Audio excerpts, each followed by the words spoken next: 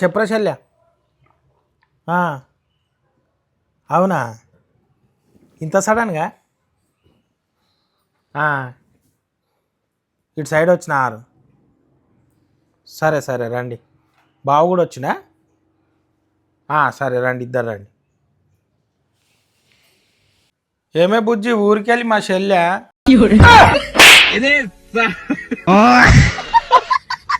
ఏమైంది?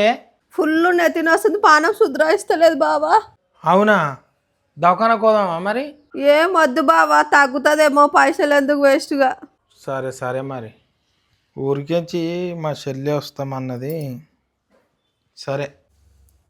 హలో శల్య, ఏం లేదు, జర నాకు పని ఉన్నది బయట, అర్జెంటు పోతున్నా నేను. మళ్ళీ వచ్చినప్పుడు రారా శల్య? సరే.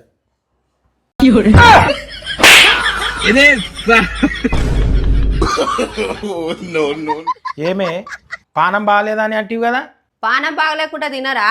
సరే సరే, ఊరికెళ్ళి మా చెల్లె మా బావ వస్తారట, జర మంచిగా ఏమన్నా వండి పెట్టాళ్ళకు. అయ్యో బావా, ఇంట్లో బియ్యం అయిపోయినాయి, చక్కెర అయిపోయింది, నూనె అయిపోయింది, ఉప్పు అయిపోయింది, అన్నీ అయిపోయినాయి బావా. సరే, అవి అన్నీ నేను తెస్తా కానీ మా చెల్లెలో వచ్చేటాకలు వంట చేయి.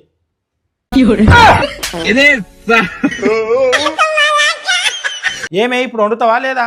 మా చెల్లె మా బావ రాక వస్తున్నారు, ఇజ్జత్ పోతుంది. వండుదాం అనుకున్నా బావా, నాకు శుద్రాయిస్తలేదు. మళ్ళీ ఎప్పుడన్నా రమ్మను, అక్కడి నుంచి అక్కనే బొమ్మను వాళ్ళని. అవి అన్నీ నాకు చెప్పకు, పొన్నాడు వండు పొన్నాడు.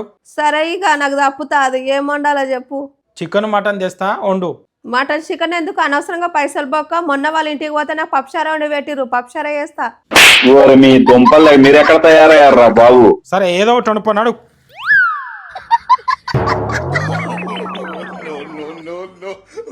అక్క నేను వచ్చిన. పప్పుకే సరిపోయి చికెన్ తేపో, పప్పుకే సరిపోయి చికెన్ తేపో. తమ్మి బాగున్నావారా? బాగున్నాక. కూసారా, ఇక్కడ కూసా.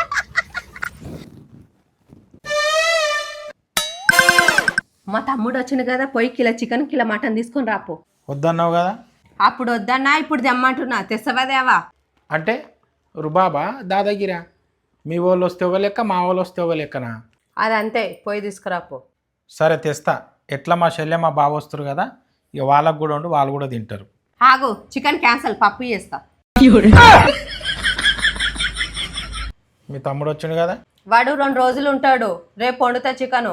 మీ చెల్లెలో తినిపోతారు, పప్పు చేస్తా. మీ చుట్టాలు వస్తే ఒక లెక్క, మా చుట్టాలు వస్తే ఒక లెక్కనా? మీ ఆడోళ్లకు దండమే తల్లి, ఇష్టం ఉన్నది వండిపో.